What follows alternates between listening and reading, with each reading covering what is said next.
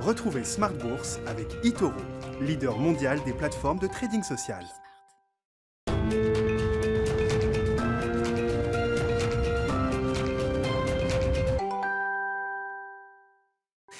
Et c'est reparti pour Smart Bourse, votre double dose quotidienne de marché en direct sur Bismart, chaque jour à la mi-journée, 12h30, 13h, et le soir, la grande édition, le grand digest de l'information économique, financière et boursière pendant 1 heure à partir de 18h30. Au sommaire ce soir, la première petite claque de l'année pour les marchés avec une baisse de 2% pour les actions européennes. C'est la plus forte baisse depuis le mois de décembre 2020. Le CAC 40 retourne sous les 6200 points. On était à 6300 points en début de semaine, vendredi à la clôture, et on se retrouve à 6165 points désormais en clôture. Vous aurez le résumé complet de cette séance un peu agitée dans un instant avec Nicolas Pagnès depuis la salle de marché de Bourse Direct.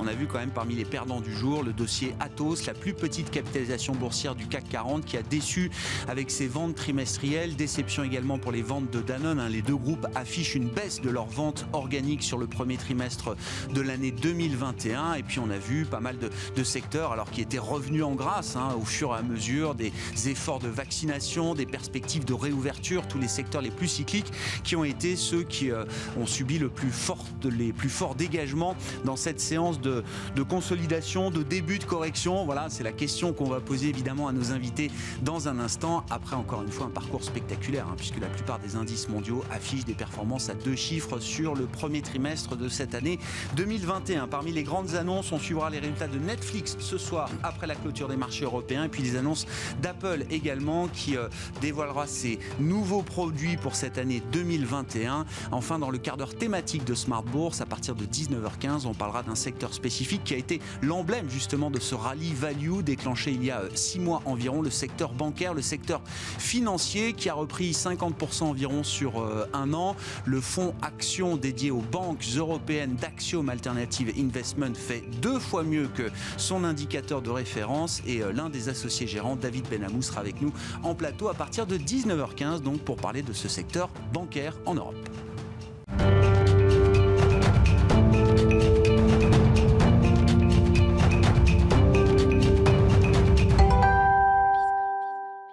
Mais d'abord, les infos clés du jour sur les marchés, résumé complet après la clôture en Europe, une clôture qui pique un peu, et c'est avec Nicolas Pagnès depuis la salle de marché de Bourse Direct. Clôture dans le rouge ce soir pour le CAC 40 au terme d'une séance que l'indice parisien aura passé à reculer pour au final clôturer en baisse de 2,09% à 6165 points. La publication de résultats encore affectés par la pandémie d'Atos ou encore de Danone ont pesé sur la tendance. Une tendance dans le sillage également des indices américains qui avaient clôturé dans le rouge hier soir et qui ont ouvert dans le rouge cet après-midi. Que ce soit aux États-Unis ou en Europe, les investisseurs décortiquent à présent les nombreuses publications d'entreprises cette semaine et espère y trouver une justification à des valorisations parfois excessives, comme c'est le cas avec les valeurs technologiques aux États-Unis.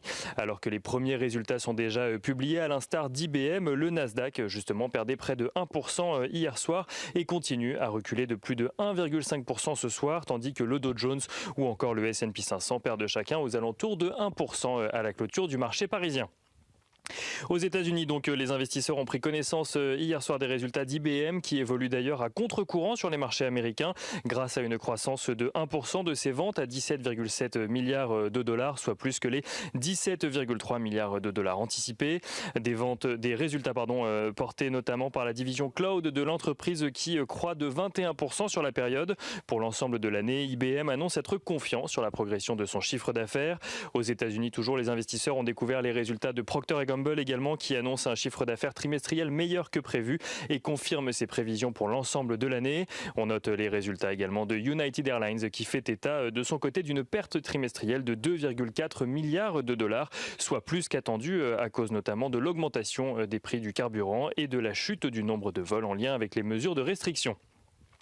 À Paris, à présent, on note côté résultats toujours, et ils sont nombreux, que Danone annonce un repli de 3,3% de son chiffre d'affaires au premier trimestre de l'année, en lien avec les mesures de restriction toujours en place. Le groupe agroalimentaire estime cependant être en mesure de renouer avec la croissance organique dès le second semestre 2021, tout en confirmant attendre une marge opérationnelle courante globalement en ligne, en citant, je cite, l'entreprise, avec celle de 14% atteinte par le groupe en 2020.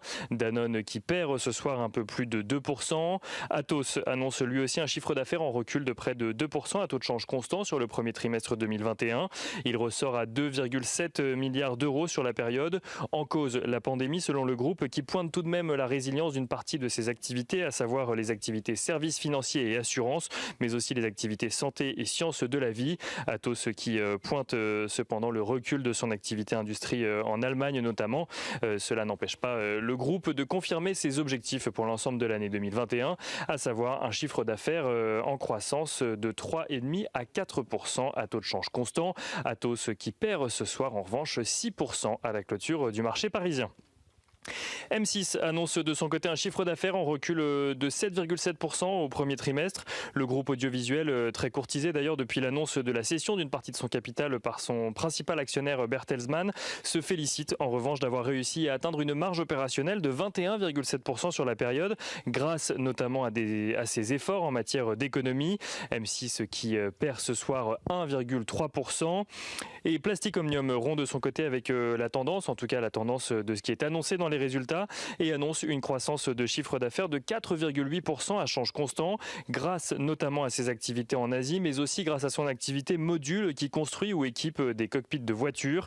Sur l'ensemble de l'année, le groupe confirme ses objectifs avec un fort rebond de chiffre d'affaires anticipé et une marge opérationnelle à 6% du chiffre d'affaires. Plastic Omnium qui cède tout de même 0,34% ce soir. On note toujours à Paris que Air France annonce de son côté que son augmentation de capital a été réalisée avec succès. Une augmentation de capital d'un peu plus d'1 milliard d'euros finalement, suite à l'exécution du plan global de soutien accordé au groupe qui prévoyait également la transformation d'un prêt de l'État français en titre hybride. La participation de l'État français atteint désormais 28,6% du capital de la compagnie aérienne.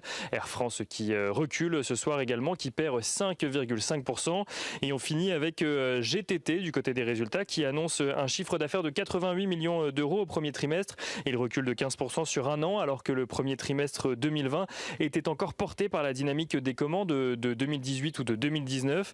Le chiffre d'affaires lié à l'activité service de l'équipementier naval progresse en revanche de 55%. GTT qui confirme d'ailleurs ses objectifs pour 2021, à savoir un chiffre d'affaires compris entre 285 et 315 millions d'euros. GTT qui recule également ce soir de 0,42%.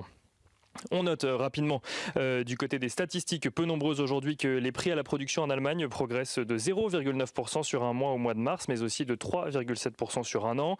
Les investisseurs qui ont également suivi de près aujourd'hui les rendements obligataires aux États-Unis, dont le rendement obligataire à 10 ans est monté jusqu'à 1,63% ce matin pour redescendre à la clôture parisienne aux alentours des 1,58%.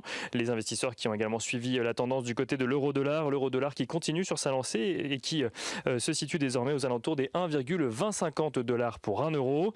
Et si on regarde l'agenda de demain, peu de statistiques sont prévues, mais toujours beaucoup de publications d'entreprises au programme.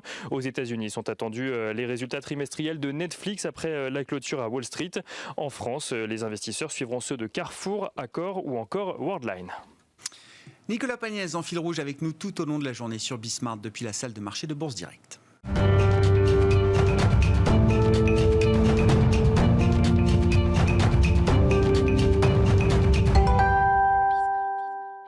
Trois invités avec nous chaque soir pour décrypter les mouvements de la planète marché. Thomas Friedberger est à nos côtés ce soir en plateau, directeur général de Tikehau IM. Bonsoir Thomas. Bonsoir Grégoire. Merci d'être là. Jean-Jacques Friedman nous accompagne également. Bonsoir Jean-Jacques. Bonsoir Grégoire. Et directeur des investissements de Natixis Wealth Management. Et avec nous par téléphone à distance, Xavier Patrolin, le président d'Albatros Capital, que je salue également. Bonsoir Xavier. Merci beaucoup d'être avec nous par téléphone. Bienvenue messieurs pour la pire séance de l'année sur les marchés européens. Moins 2%. Je dis ça avec le sourire évidemment parce que les performances accumulées sont quand même extraordinaires depuis un an. On décrypte ça tous les jours avec vous et les spécialistes de Smart Bourse. Moins 2%, on en a vu d'autres. C'est peut-être le début d'une consolidation que tout le monde attend, Jean-Jacques. Qu'est-ce que cette séance qui marque quand même un coup d'arrêt là, dans la tendance, qu'est-ce qu'elle vous inspire et qu'est-ce qu'elle nous apprend peut-être des niveaux de marché qui ont été atteints il y a quelques heures encore? Alors si on fait le lien justement avec, on s'est vu plusieurs fois, on était très confiant, on avait un seul mot d'ordre, c'était le mot de rattrapage, c'est-à-dire qu'après cette crise, il y avait vraiment les secteurs, pour être simple, les secteurs de croissance qui avaient bien fonctionné, c'est plutôt nos gestions, et on a dû aller vers des secteurs rattrapage, value, alors à chacun de les choisir, on a plutôt choisi les matières premières, l'industrie, d'autres ont choisi les banques, enfin qu'importait, c'était la notion de rattrapage, et on voit bien que ça fait déjà un mois que ça se calme un petit peu, il y avait déjà cette notion-là, où ça se calmait, et on trouve que le marché... alors, on est resté positionné parce que on a appris l'année dernière où la baisse, finalement, s'était fait en un mois. Donc, c'est un marché, finalement, il est vraiment one way, il ne consolide pas, etc.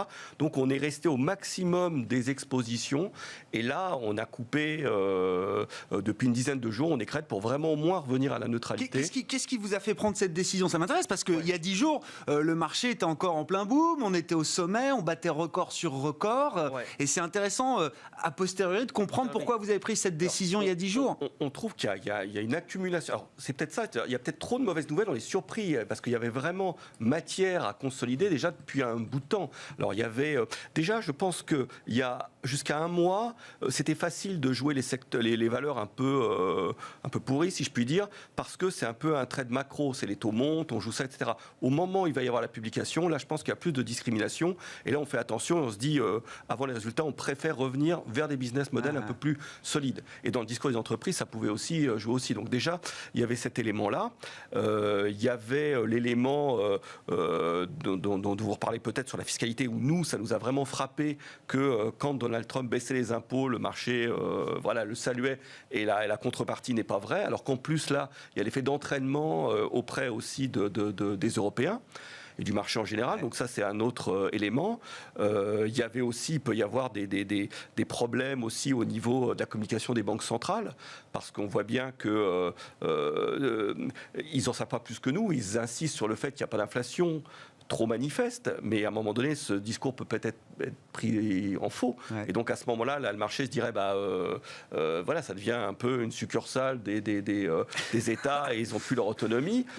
Et puis surtout, peut-être, il y aurait beaucoup de choses. Il y avait déjà, on a vu plein de petits éclatements de bulles avec l'histoire Archegos, ça. Oui, mais des phénomènes où la finance folle Mais pour nous, on retrouve ces vieilles habitudes. Ouais. Mais l'élément, peut-être, c'est que c'est vraiment l'amélioration et sur le front des vaccins qui a permis la hausse. Et je pense que, et c'est marrant, le marché n'en parle pas, mais je trouve qu'il y a des éléments plutôt un peu négatifs depuis quelques semaines.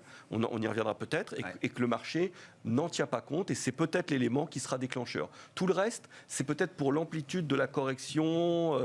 On a monté énormément, etc. Tout ça, c'est dans un second temps. Mais peut-être qu'il faut se focaliser. C'est toujours un point de focalisation unique. Si on a 5, c'est qu'on a tort. Donc c'est celui qu'on doit viser, c'est peut-être sur les vaccins. Et là, je trouve qu'il se passe des choses, et on y reviendra peut-être. On pourra en redire un mot. On en reparle de la situation sanitaire depuis quelques jours. C'est un risque qui était vraiment passé au second plan quand on interroge les gérants, mais c'est un risque qui existe encore, et avec des situations hors de contrôle dans des pays important, on pense à l'Inde ou à d'autres gros émergents. Xavier Patrolin, sur effectivement cette séance du jour là, qui marque quand même un coup d'arrêt un peu brutal. Bon, moins 2%, encore une fois, je le dis avec le sourire parce qu'on en a vu d'autres, mais c'est vrai que on se demandait quand est-ce que le marché allait peut-être marquer une pause. C'est peut-être le début d'une correction aujourd'hui. Qu'est-ce que la situation vous inspire aujourd'hui, Xavier ? Si on fait un petit retour arrière depuis le jour qui précède l'annonce du premier vaccin contre le Covid, le vaccin ARN. Si on fait la décomposition de la variation du marché français en deux composantes, celle des ratios de valorisation des PE, on va dire, et des bénéfices, vous avez une progression, à hier soir, vous aviez une progression du marché de quasiment 25%, donc depuis le 6 novembre dernier. Les PE avaient contribué relativement faiblement à 2,79 et les earnings, les bénéfices nets par action avaient contribué à hauteur d'un peu plus de 22%. Donc on aurait pu dire hier soir qu'au fond le marché, la progression du marché depuis début novembre de l'année dernière était adossée à la rampe de lancement de retour des bénéfices. Sauf que normalement, lorsque vous avez une telle variation en glissement annuel, là je parle de bénéfices en glissement annuel, lorsque vous avez une telle variation en glissement annuel, normalement les ratios de valorisation commencent à baisser. Tout simplement parce qu'au cours de l'année 2020, vous avez eu une forte récession bénéficiaire et des ratios de valorisation qui, eux, ont fait l'inverse. Donc, normalement, dans la situation opposée, vous devez commencer à amorcer une baisse des ratios de valorisation alors que le booster bénéfice net par action ou bénéficiaire, lui, continue sa progression. Or, on n'a pas eu ce phénomène-là. Donc, c'était quelque chose de tout à fait étonnant et je pense que c'est ce qui est en train les prix ont continué de monter plus vite encore que les anticipations de bénéfices. Oui, à due concurrence, alors qu'on aurait dû avoir des prix qui progressent moins que les bénéfices, justement, parce que les ratios de valorisation devaient commencer, les primes de risque devaient commencer à se reconstituer. Or, les primes de risque ont un mal fou à se reconstituer sur les classes d'actifs financiers, tout simplement parce que vous êtes dans le syndrome TINA, there is no alternative, c'est-à-dire qu'au fond, les investisseurs sont totalement omnibulés par le rôle démiurgique, démiurge des banquiers centraux. Et moi, lorsque je fais des valorisations sur très longue période du marché français, mais c'est valable sur d'autres marchés européens, je suis sur des déciles de valorisation qui sont des déciles de valorisation topiche, c'est-à-dire qu'on est sur les pointes extrêmes en termes de valorisation. Ça veut dire que pour un investisseur moyen-long terme, il est sûr à quasiment à 100%, s'il investit aujourd'hui, de générer un rendement négatif sur un horizon d'investissement de 2-3 ans. Donc ça veut dire que les investisseurs qui rentrent sur le marché aujourd'hui sont forcément des investisseurs court terme, parce que je pars du principe que les investisseurs moyen-long terme, eux, sont en retrait parce que sont très handicapés par les niveaux de valorisation. Et vous avez noté, alors bon, c'est un point de détail, c'est un indicateur qu'il faut suivre probablement avec très grande prudence, mais enfin, il est quand même intéressant. Sur le marché américain, lorsqu'on suit notamment ce qu'on appelle les insider index, on est sur des niveaux de sortie des insiders, c'est-à-dire des gens qui sont au capital de leur société et qui sortent sur les marchés financiers, qui est sans équivalent. Il faut remonter très très loin dans le temps pour avoir ce niveau de valorisation, ce niveau de sortie des insiders. Donc ça veut dire que vous avez des marchés qui sont des marchés equity qui sont au plus haut et des gens qui connaissent des valorisations, j'allais dire en interne puisqu'ils sont dans leur boîte et qui sortent massivement. Donc ça veut dire qu'ils pompent de l'argent et qui font des conversions cash. Donc ce que je crois ce qui est en train de se passer, c'est le début d'un retournement. C'est peut-être pas une vague baissière massive qui s'annonce, mais c'est simplement la réintroduction progressive de primes de risque sur la classe action avec un espèce de scénario qui était trop blue sky, c'est-à-dire on était dans un scénario où au fond tout était assis, rectiligne, il y avait très peu de volatilité. Vous aviez et d'ailleurs sur l'arbitrage value growth, vous aviez un total paradoxe parce que si vous aviez eu le retour de certaines valeurs des côtés, ce retour n'avait pas eu comme corollaire une baisse des valorisations sur les premiers de la classe de la décennie passée. C'est-à-dire qu'on n'a pas vu plus qu'une rotation. Voilà, c'est ça. On n'a pas vu cette rotation. On a au fond les values, le secteur dit value, que ce soit le secteur bancaire, les valeurs des côtés ou autres, ont été joués globalement par les investisseurs de manière très court-termiste. C'est comme un delta de performance, comme un trade, mais n'ont pas été joués en cohérence avec le début, comme souvent on raconte, la story qui est racontée souvent, c'est-à-dire le début d'un cycle assuré, d'une modification du cycle macroéconomique mondial avec le retour d'une inflation, des phénomènes de repentification massive et donc une histoire qui change complètement. Ça n'a pas du tout été joué comme ça. Donc ça voulait dire probablement que le marché avait plutôt joué les derniers de la classe, mais comme vous savez, ça c'est un vieux truc de boursier, on dit les fins de hausse se caractérisent souvent par une recherche de la performance sur ce qu'on appelle le purgatoire, mais c'est une recherche purement opportuniste, c'est pas du tout une recherche avec une inversion complète du paradigme, c'est-à-dire de la perception qu'ont les investisseurs sur le moyen long terme, et donc le cycle économique n'était pas joué franchement du point de vue equity, parce qu'à ce moment-là, s'il avait été joué aussi franchement du point de vue equity, on aurait dû voir des débuts d'allègement sur les secteurs qui avaient été les porte-étendards de la décennie passée, notamment la techno, les valeurs qui sont indexées sur la classe moyenne de la zone asiatique, les flagships type LVMH et consorts, ce qu'on n'a pas vu. Donc ça nous indiquait d'une certaine façon qu'on était sur une peut-être. Tout ça est à manier avec grande prudence et avec opportunisme sur la séance d'aujourd'hui. Mais ça voulait dire qu'on était sur une phase de maturité de la hausse et qu'on rentrait dans une zone où les primes de risque devenaient très compliquées à gérer du point de vue des investisseurs. Donc pour moi, oui, il y a un risque fort de consolidation, non pas sur les jours à venir nécessairement, mais sur la deuxième partie de l'année, parce que, à mon avis, sur la deuxième partie de l'année, on va voir un certain nombre de risques qui ont été mis sous le tapis réapparaître, que ce soit au niveau de l'économie mondiale, par ces déséquilibres, ou que ce soit au niveau de la zone euro. Ça, on pourra en reparler, notamment avec les éléphants dans le magasin de porcelaine que sont l'Italie et peut-être même la France, par sa situation politique. Thomas Friedberger, qui vous inspire la situation de marché. Est-ce qu'on a consommé toutes les bonnes nouvelles? Est-ce qu'on entre dans une nouvelle étape un peu plus d'un an après le crash de marché lié à la pandémie? C'est vrai que tout a rattrapé, tout est revenu au plus haut et a même dépassé peut-être ces sommets. Les choses vont devenir plus compliquées. Et ça s'est fait rapidement et de manière assez complaisante.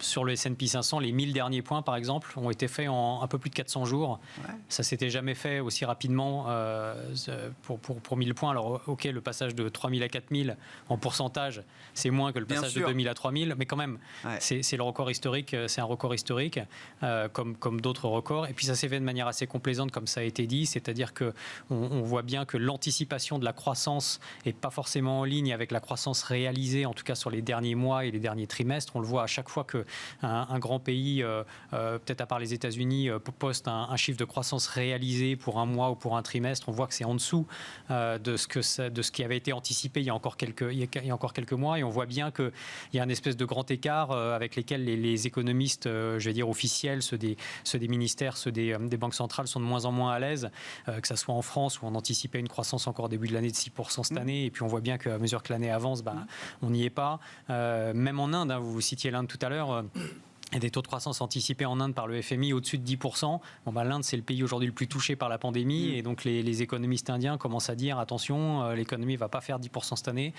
Et donc, cette complaisance-là, on voit bien qu'elle est en train de s'évaporer à mesure que l'année passe et que ce virus, finalement, reste là. Et puis, effectivement, les niveaux de valorisation en absolu sont même ceux de très long terme, ceux qu'on regarde, la capitalisation boursière sur le PIB, par exemple. Aux États-Unis, on est à 220%, c'est le record historique, c'est 90% au-dessus de la moyenne long terme. Dans le monde, c'est un peu plus de 100%. Je crois que la market cap mondiale, c'est aujourd'hui, si je ne me trompe pas, plus de 100 trilliards de dollars. Oui, c'est ça, 100 000 milliards. Ça traverse les 100 000 milliards de dollars. Le PIB mondial, c'est à peu près 90 milliards. Donc c'est pareil, c'est un plus haut historique. Donc on est sur des niveaux qui ne laissent pas trop de marge de manœuvre aux mauvaises nouvelles, finalement. Ouais. Et donc toute l'idée, effectivement, d'une nouvelle génération de croissance, d'un nouveau cycle, tout ça, c'est quelque chose qui est remisé au placard pour l'instant?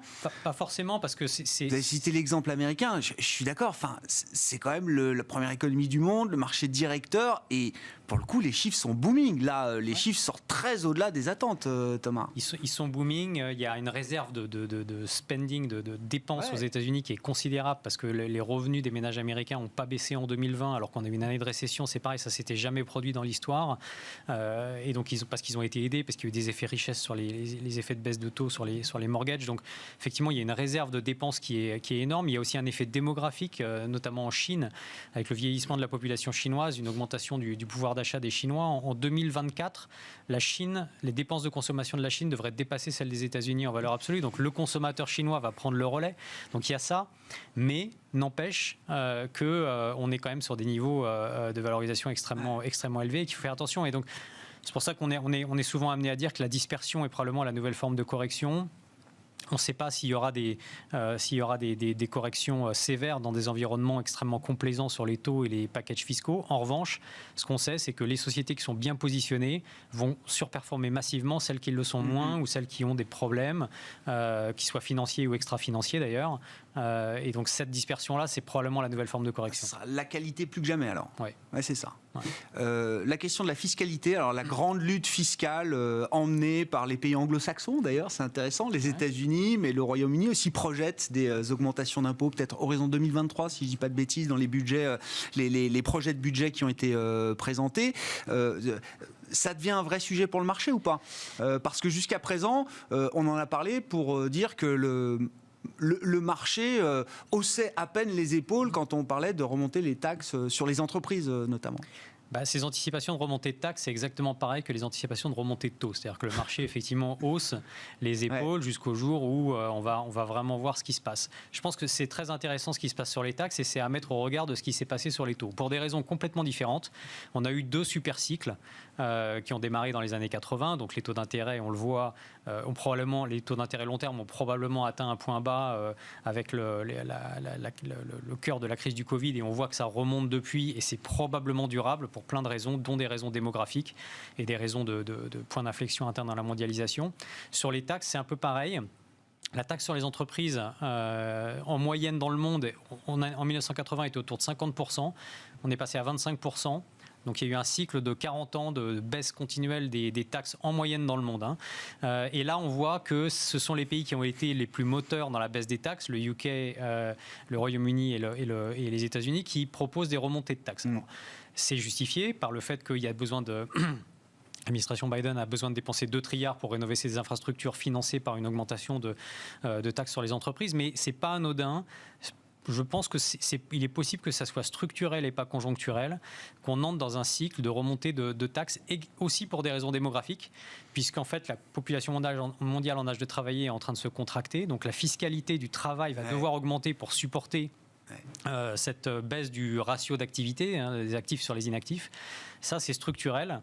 Et ça veut dire remontée de taxes et remontée de taux, c'est 2 vents dans le nez en même temps pour les fameuses earnings, les bénéfices des entreprises. Donc, sur le court terme, j'en sais rien, parce qu'encore une fois, on peut avoir des annonces comme ça qui font que le marché rallie. Mais sur le très long terme, c'est à la fois, à mon avis, un obstacle à l'expansion de multiples et à la croissance des résultats. Donc, il faut être sélectif. C'est un frein structurel, vous dites, par rapport à ce qu'on a connu au cours des décennies précédentes. C'est un vent dans le nez, en tout cas. C'est plus un vent dans le dos. C'est plus un vent dans le dos. Sur la question de la fiscalité, c'était un point qui vous intéressait, Jean-Jacques. Oui. C'est vrai que c'est difficile, j'imagine, pour les investisseurs d'escompter de manière immédiate. Alors, en plus des taux de fiscalité qui ne sont pas encore votés. C'est quand même le sujet quand on parle de la fiscalité américaine.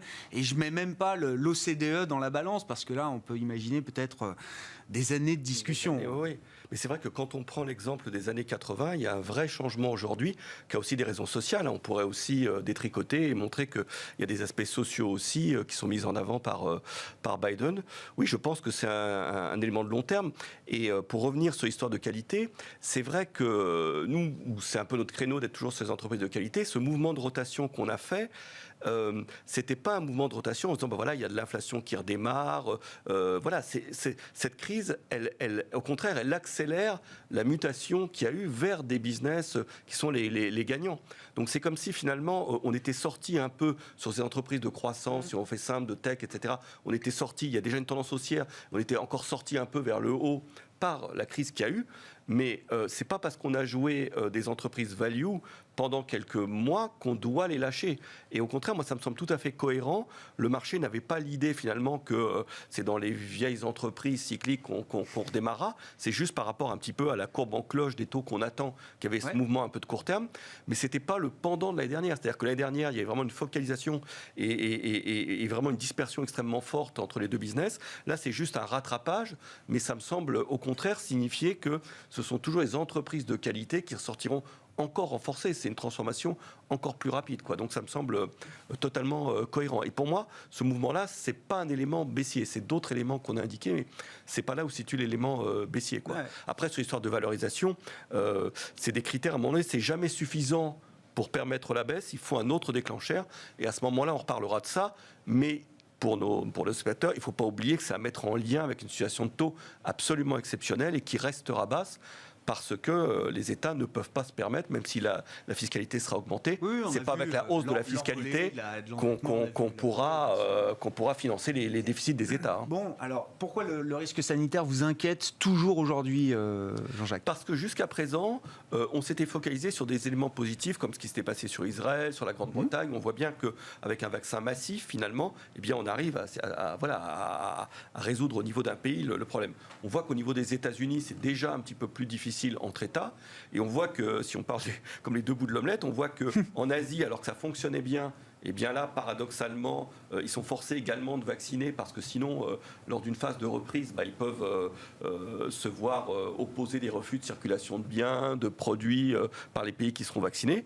Et puis, il y a le fait que ça ressurgit dans des pays comme l'Inde et au Brésil.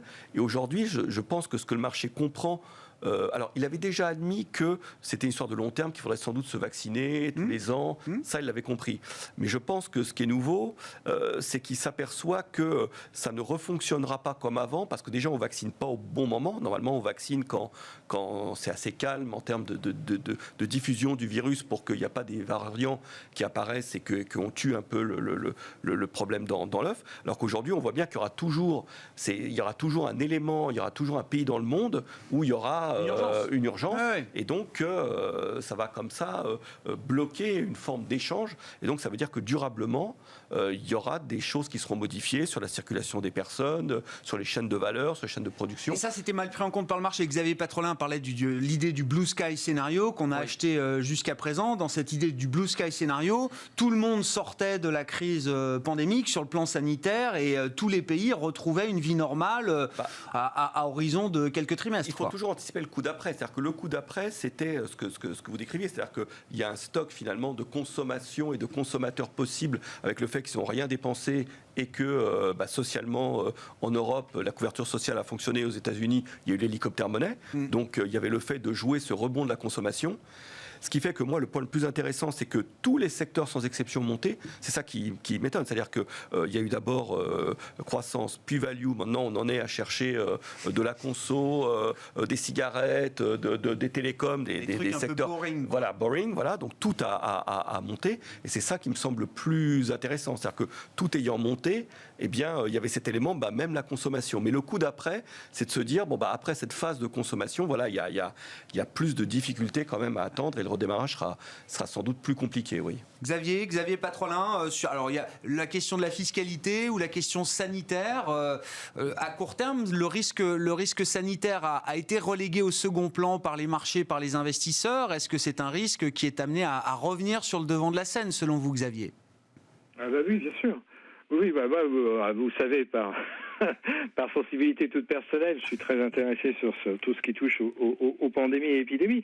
J'ai toujours trouvé une situation de paradoxe au cours de l'année 2020, où au fond on posait toujours la question du rôle des politiques monétaires, alors que c'est un problème sanitaire. Oui. Alors ce problème sanitaire ne sera pas résolu ni en 2021 ni en 2022. Il sera peut-être résolu à l'horizon 2023. Prenez le cas d'Israël. Israël a tout à fait par sa campagne de vaccination résolu le problème, mais résout le problème aussi en partie en maintenant une quarantaine. C'est-à-dire que pour aller en Israël, c'est très compliqué. Donc ça veut dire que si vous voulez préserver un niveau de sécurité sanitaire, vous êtes obligé d'avoir un contrôle aux frontières, en tout cas d'avoir des extrêmement sévères. Or, l'année 2020, c'est l'année d'émergence du Covid-19. L'année 2021 et probablement 2022, c'est l'année des variants.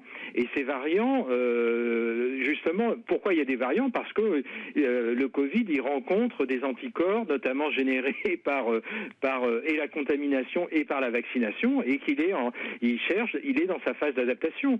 Et donc, le marché a cru que l'annonce des vaccins, qui est un véritable miracle, était l'assurance d'une réouverture et du retour aux jours heureux qui prévalaient en 2019. Je pense que c'est une pure illusion.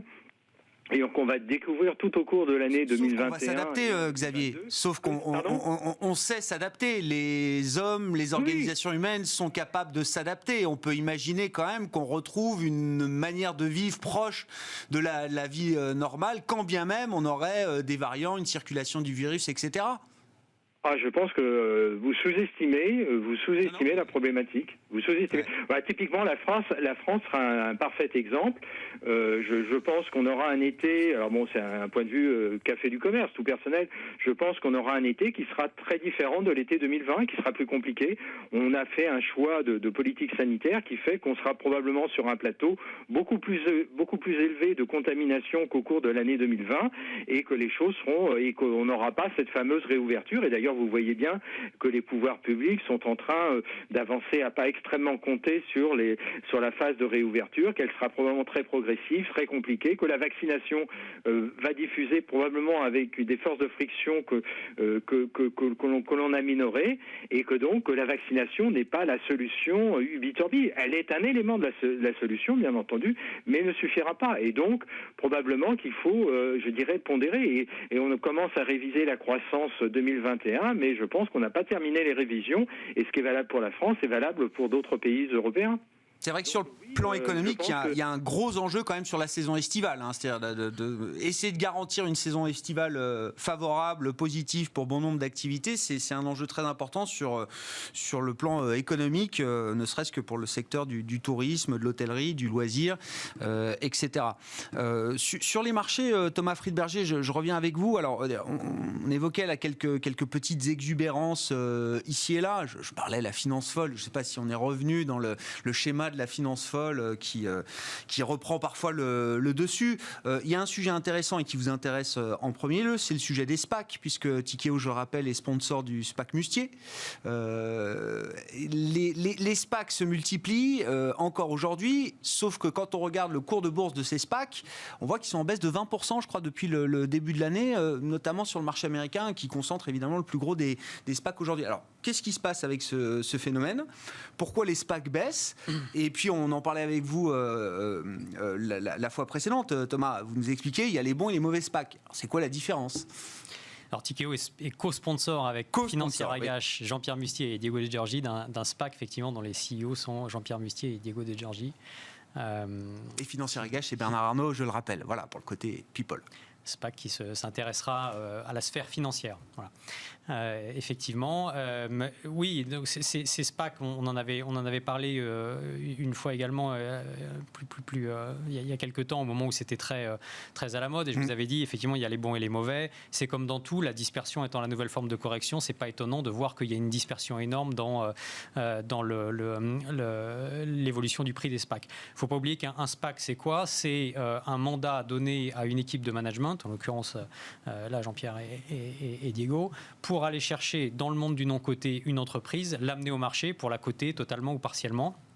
Et donc, en réalisant une combinaison, ce qu'on appelle une combinaison, donc une merger, une fusion entre le SPAC et cette entreprise-là. Donc, une fois que cette fusion a lieu, ce SPAC devient une entreprise cotée comme une autre. Donc, les entreprises cotées, il y en a des bonnes, il y en a des moins bonnes, et c'est normal que les bonnes surperforment les moins bonnes. Et donc, une fois que la combinaison a eu lieu, c'est normal de voir que ça disperse, puisque c'est en fonction de la qualité de la société. C'est aussi en fonction de son prix, c'est-à-dire qu'il y a des bonnes sociétés trop chères, des bonnes sociétés moins chères.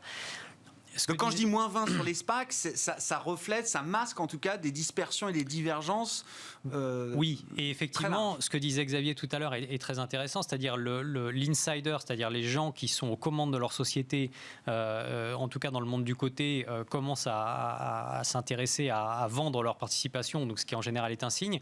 Dans le non-coté, c'est forcément le cas aussi. Donc les propriétaires de sociétés non cotées sont plus ouverts à la discussion quand les valorisations sont élevées que quand les valorisations sont basses. Donc il faut faire attention à ça, parce qu'effectivement, faire un SPAC consistant à amener au marché une société, donc il y a forcément un vendeur non coté en face, au moins partiel. Il faut que les intérêts soient alignés entre l'acheteur et le vendeur. Le meilleur moyen d'aligner les intérêts, c'est que le sponsor du SPAC ait son argent également en tant qu'investisseur dans le SPAC. Bon, voilà, je ne peux pas en dire beaucoup plus en l'occurrence sur celui qui nous intéresse, mais on a annoncé que ça serait le cas, mais il faut regarder l'alignement d'intérêts. Et l'alignement d'intérêts, il n'est pas toujours aussi limpide. Donc c'est tout ça qu'il faut regarder. C'est la valorisation de la société qui est achetée, la qualité du management de la société qui est amené au marché, la qualité du management du SPAC, le niveau de valorisation, l'alignement d'intérêts. Et avec tout ça, on devrait avoir des bons, des mauvais, et puis du SPAC picking. Oui, Mais donc, il en restera quelque chose de ce phénomène. Et c'est pas nouveau, hein, c'est des véhicules d'investissement, effectivement, qui existent depuis très longtemps. Mais c'est vrai que là, le phénomène a pris une telle ampleur. Il va y avoir du tri, de la rationalisation, mais il en restera quelque chose. Vous êtes convaincu que c'est un outil qui restera utile dans le monde financier tel qu'il existe aujourd'hui, tel qu'il existera demain? Oui, c'est une passerelle de plus entre le private equity et le monde du côté. Il en existe plein d'autres, hein. Les fonds de private equity, encore une fois, un fonds des IPO de sociétés qui sont dans leur portefeuille, achètent des sociétés, des spin-offs de sociétés cotées. Des sociétés cotées achètent des sociétés non cotées à des fonds de private equity. Donc ça, c'est des passerelles. Le SPAC en est une. C'est une alternative à une IPO. Il y a des plus et des moins. Ça restera un véhicule très intéressant, à mon avis. Bon, sur les marchés également, je voulais qu'on dise un mot des taux peut-être, mais bon, on comprend un peu l'ambiance du moment, les questions reviennent, on a peut-être consommé beaucoup de bonnes nouvelles, on a peut-être anticipé de trop bonnes nouvelles. Est-ce que c'est le message que nous envoient les taux américains, en l'occurrence là pourtant, où on concentre les meilleures surprises du moment sur le plan économique, sur le plan des résultats également, Jean-Jacques? Les taux se remettent à baisser un petit peu. Oui, enfin, si les taux étaient à 2%, on serait en train de commenter en disant c'est normal, etc. Donc, soyons modestes. Il y a 3 semaines, c'était le sens du voyage. Hein. Fin mars, début avril, c'était direction 2%, et tout le monde était aligné là-dessus. Oui, je pense qu'il peut y avoir des éléments. Alors, il y a peut-être un rebalancement aussi, parce que c'est vrai que si, par exemple, nous, on était surexposés sur les actions, et ben, avec la dérive des actions qui ont pris 10%, ben, si vous aviez 55%, vous avez 60% d'actions, ben, vous vendez un peu d'actions, vous rachetez un peu d'obliques, voilà, pour vendre 60-40. Donc, il y a pu avoir cet élément-là.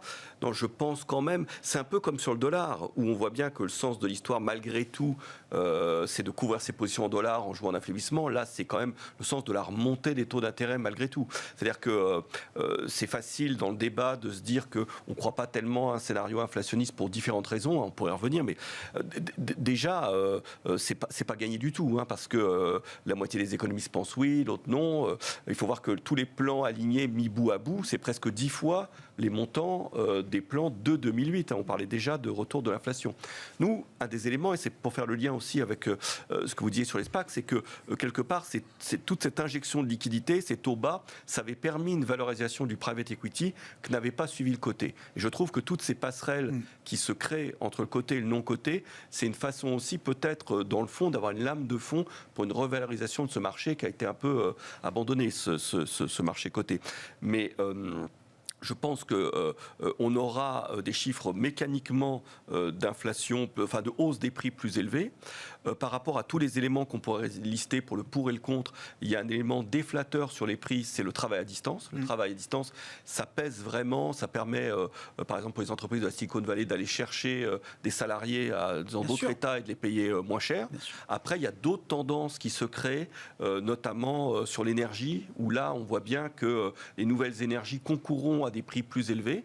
Donc, on a des schémas différents. On se dit qu'à court terme, il y a un peu une bulle. Ça reviendra à 6 mois, on pense que ça va baisser. Et qu'à peut-être 2-3 ans, l'inflation est plus élevée.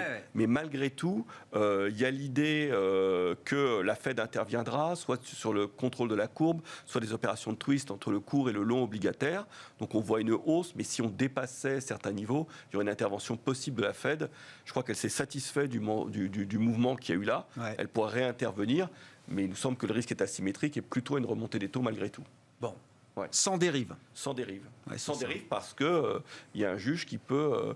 Il y a un intervenant qui est jugé parti. Il y a un intervenant qui est jugé parti. Et d'ailleurs, à un moment donné, ça peut être critiquable parce qu'il peut être trop jugé parti à un moment donné. Voilà. Donc, ça veut dire que quelque part, les chiffres d'inflation, s'ils dérivaient à un moment donné, il y aurait peut-être un contrôle sur les taux et donc des taux d'intérêt réels qui pourraient baisser.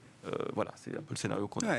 Xavier, si vous voulez dire un mot sur les taux, parce que face à la petite détente des taux longs américains, on a depuis quelques semaines une remontée à l'inverse des taux longs européens, au point que le 10 ans français est repassé légèrement positif. Alors est-ce qu'il y a un passage de relais entre la dynamique qu'on a vue sur les taux américains ces derniers mois et puis celle qu'on pourrait envisager sur les taux européens les prochaines semaines ou les prochains mois, Xavier?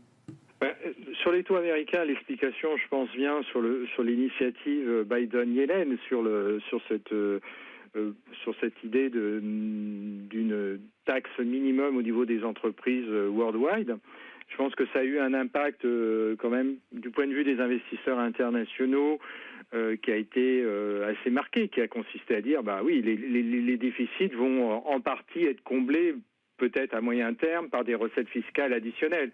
Donc ça a probablement, du point de vue en tout cas des investisseurs sur la dette américaine, eu un effet favorable. Ça a limité la dérive du 10 ans américain. Sur l'Europe, je pense que la BCE pour l'instant est peut-être un peu en retard, donc il faudra suivre la conférence de presse de jeudi prochain, parce que Christine Lagarde avait indiqué qu'elle était prête à en faire plus, et manifestement la Banque centrale on n'a pas fait plus depuis sa dernière conférence de presse, et au fond la Banque centrale est assez satisfaite du niveau des taux, donc n'est pas paniquée par le niveau des taux. Et c'est vrai qu'on a assisté plus à un début de très légère repentification sur les courbes des taux européennes, alors qu'on avait un phénomène un peu inverse sur la courbe des taux américaine, alors avec des pentes qui sont pas totalement homogènes. Et il y a un embryon d'erreur dans la manière dont la BCE gère la situation, selon vous, Xavier ? Je pense que oui, enfin, embryon d'erreur, en tout cas, il y a des dissonances au sein du Conseil. Ce qui fait que Christine Lagarde arrive à masquer ces divergences en faisant très court entre la zone marque et le reste de l'Europe, et que pour l'instant, je pense qu'elle va être questionnée, à mon avis, très, très, pas sévèrement, mais de manière très affirmée au cours de la conférence de presse de jeudi prochain, parce que entre la déclaration d'il y a 6 semaines et la réalité des achats qu'a effectué la Banque centrale européenne, il y a eu 0 modification. C'est-à-dire que la Banque centrale, la BCE, a acheté quasiment semaine après semaine le même volume que précédemment. Et donc, quand vous regardez par exemple la courbe des taux italienne, vous vous apercevez que depuis un mois, le spread entre la courbe italienne et la courbe allemande commence à dériver. Alors, c'est une dérive selon les maturités d'une dizaine de points de base. Donc, il n'y a pas le feu au lac, tout est sous contrôle. Mais quand vous voyez Mario Draghi qui annonce Ubi Torbi, un plan de stimulus qui est quand même massif, qui va conduire à un ratio dette sur PIB de l'Italie à horizon 12-18 mois de 160%, je sais pas, moi, enfin, je pense que les marchés vont regarder de près au cours du second semestre les dérives budgétaires européennes, et que ça peut constituer un plat de résistance significatif. Donc ce qui se passe sur la courbe des taux, les courbes des taux européennes et sur la courbe des taux américaines, c'est pas du même ordre. Sur la courbe des taux américaines, c'était effectivement le risque de modification du régime d'inflation. Sur les courbes des taux européennes, il va peut-être se poser la question de l'efficacité des mesures que prend la BCE face à des dérives budgétaires bilancielles qui sont quand même assez singulières en faisant court la zone marque et le reste de l'Europe. Bon, peut-être début de réponse jeudi, vous l'avez dit, avec la réunion de la Banque Centrale Européenne et la conférence de presse de Christine Lagarde qui sera à suivre en début d'après-midi. Merci beaucoup messieurs, merci d'avoir été les invités de Planète Marché ce soir. Xavier Patrolin qui était avec nous par téléphone, président d'Albatros Capital, et en plateau Thomas Friedberger, directeur général de Tikehau OIM, et Jean-Jacques Friedman, directeur des investissements de Natixis Wealth Management.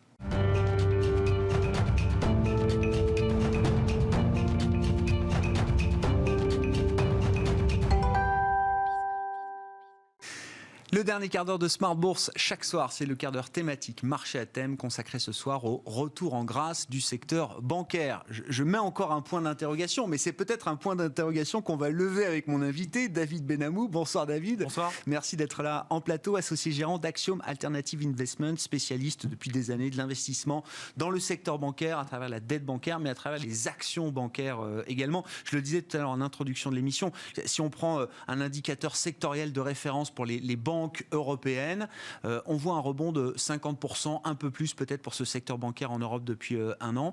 Votre fonds Action dédié aux banques européennes, au secteur financier, a fait 2 fois mieux, je crois, que son indice de référence. Donc vous avez doublé sur un an, quasiment par rapport au point bas du marché l'an dernier. David, comment vous analysez cette séquence ? C'est-à-dire, qu'est-ce qui a permis le retour en grâce de ce secteur bancaire qui est devenu depuis 6 mois l'emblème du rattrapage value en Europe ? Quand vous décomposer les facteurs de performance, là, qu'est-ce qui marque justement cette première phase et quels sont les moteurs qui peuvent être les moteurs de demain encore pour une poursuite de la revalorisation de ce secteur, si poursuite de revalorisation il doit y avoir? Alors paradoxalement, ce qui a marqué la revalorisation du secteur, c'était pas ce qu'on attendait, c'était c'est les taux en réalité. Il y avait plein d'autres raisons qui permettaient de penser que le secteur a été sous-évalué et qui méritait un retour en grâce. Il y avait d'abord la perception du risque. Je rappelle que le secteur bancaire européen aujourd'hui c'est plus de 15% de capital dur, avec des contraintes de risque qui sont extrêmement fortes, avec un niveau de coût du risque qui est historiquement bas pour tout un tas de raisons. Il y avait ensuite la suspension des dividendes.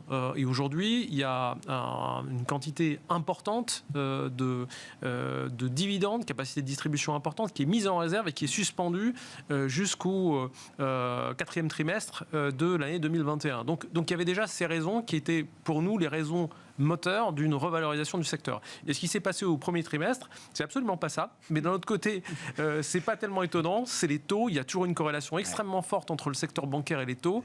Lorsque la courbe des taux se quantifie, généralement les valeurs bancaires sont à la hausse et inversement. Et c'est ce qui a vraiment marqué ce premier trimestre. Et ça veut dire que les moteurs que vous aviez identifiés restent des moteurs tout à fait valables pour la suite encore. Absolument. Ils sont complètement pertinents. On n'a pas intégré l'idée des dividendes, par exemple, encore.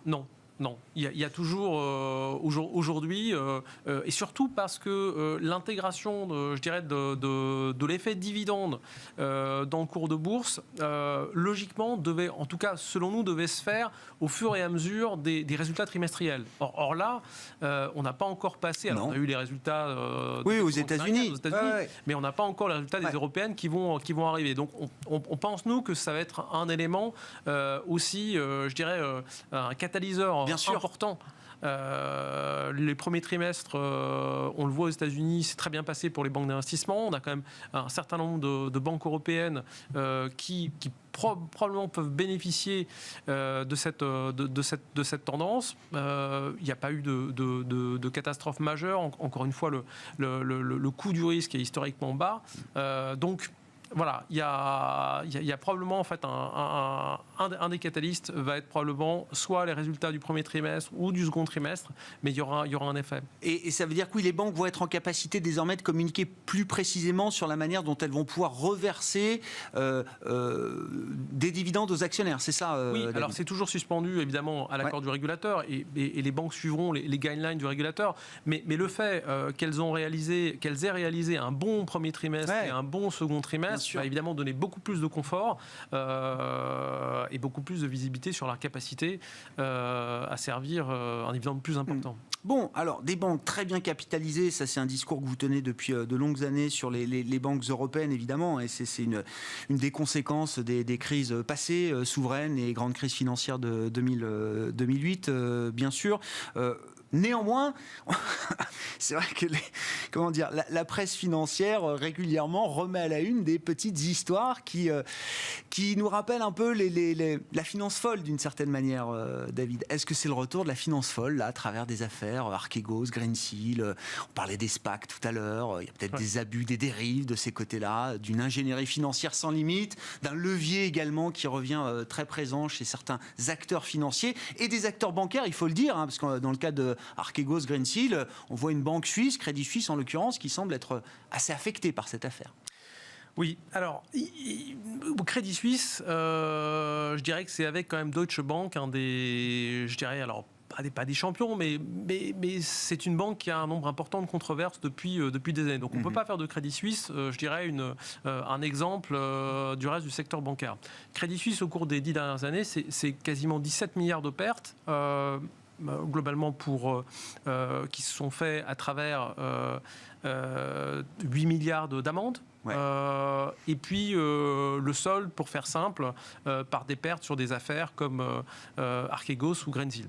Donc le track record de Crédit Suisse est un track record qui est pas formidable de ce point de vue-là, et je crois qu'on peut pas en faire une règle générale pour le secteur, très clairement. Ah ouais. Il y a dans l'affaire Archegos, et on l'a vu, il y a un certain nombre d'autres établissements qui se sont bien sortis. Il y a toute une discussion aujourd'hui sur la manière dont les risques ont été gérés chez Crédit Suisse. Je pense que les investigations des régulateurs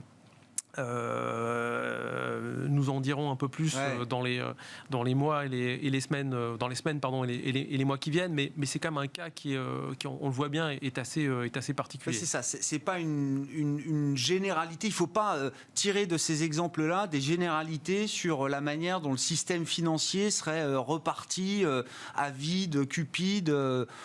Encore une fois, comme les années de la finance folle. C'est pas du tout le cas aujourd'hui, David.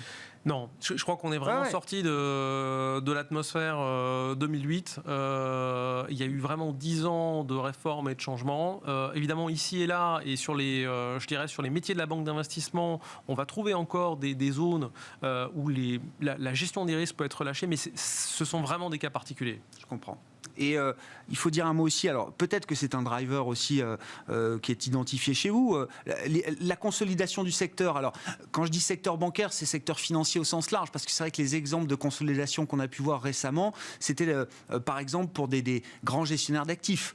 Amundi qui rachète Lyxor. Bon, Credit Suisse Asset Management, on verra pour la partie gestion d'actifs de Credit Suisse, mais on sent que c'est peut-être aussi du côté du pôle de l'asset management qu'il y a des choses intéressantes, des opportunités pour l'investisseur. Absolument, il y a une course à la taille qui est évidente dans l'asset management. Aujourd'hui, une grande société d'asset management doit faire à peu près 1 trillion pour exister. On voit Amundi, on voit toutes les grandes sociétés. Et clairement, l'intégration de Lyxor par Amundi témoigne encore de cette course à la taille, ces économies d'échelle. Là-dedans, effectivement, il peut y avoir un certain nombre d'opportunités. Il y a des sociétés indépendantes cotées, notamment au Royaume-Uni, aux États-Unis, qui vont être probablement des cibles intéressantes à traiter dans les portefeuilles actions, ça c'est clair. Ouais. Sur l'asset management, est-ce que ça peut être une consolidation bancaire également, ou est-ce que ça reste quelque chose de marginal, de grands établissements bancaires qui seraient à même de fusionner aujourd'hui? Est-ce que l'ambiance évolue de ce point de vue-là, ou est-ce que ça reste quand même des sujets compliqués? Alors ça reste des sujets compliqués. Les sujets de consolidation vont en premier lieu être des sujets locaux.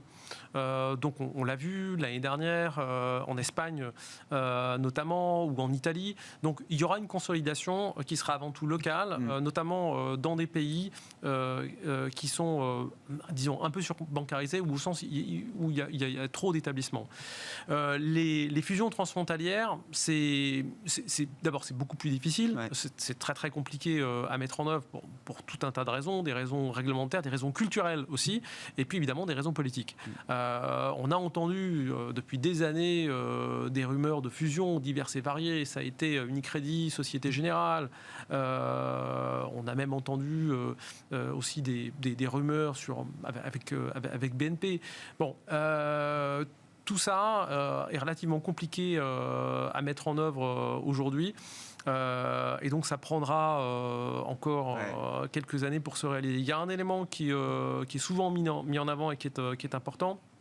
C'est, je dirais, l'aboutissement en Europe du schéma de garantie des dépôts. L'union bancaire, compléter l'union bancaire. Tout à fait, compléter l'union bancaire, ça a été appelé par pas mal de dirigeants de banques. C'est quelque chose en fait qui en tout cas semble être, je dirais, un passage politique obligatoire avant d'envisager des fusions transfrontalières. Et pour conclure là-dessus rapidement, David, je sais pas, dans les sujets à traiter dans la sortie de crise, alors on est encore un peu dans l'urgence en Europe, mais est-ce que justement le sujet de l'idée de compléter l'union bancaire fait partie des dossiers qui sont sur la table là, de l'exécutif européen, des chefs d'État et de gouvernement? Alors je crois qu'ils sont sur la table depuis pas mal de temps. Oui. Et ça avance extrêmement lentement. La clé en fait du sujet de l'union bancaire, c'est notamment le fait que les banques européennes puissent avoir des expositions importantes aux dettes souveraines. Évidemment, ce qui est visé en premier lieu, en tout cas, on a une opposition nord-sud qui est claire, avec une inquiétude, notamment des Allemands, sur le fait que les banques du Sud augmentent leur exposition pour avoir des rendements sur les titres souverains du Sud. Bon, voilà ce qu'on pouvait dire sur le secteur bancaire européen, en tout cas, qui signe des performances très impressionnantes depuis le début de l'année. Ça doit être un des meilleurs secteurs en Europe, avec une hausse de 20% peut-être pour le secteur bancaire. Et votre fonds qui surperforme largement son indice de référence. Merci beaucoup David. David Benamou qui était avec nous en plateau ce soir, spécialiste du secteur bancaire, associé gérant d'Axiom Alternative Investments.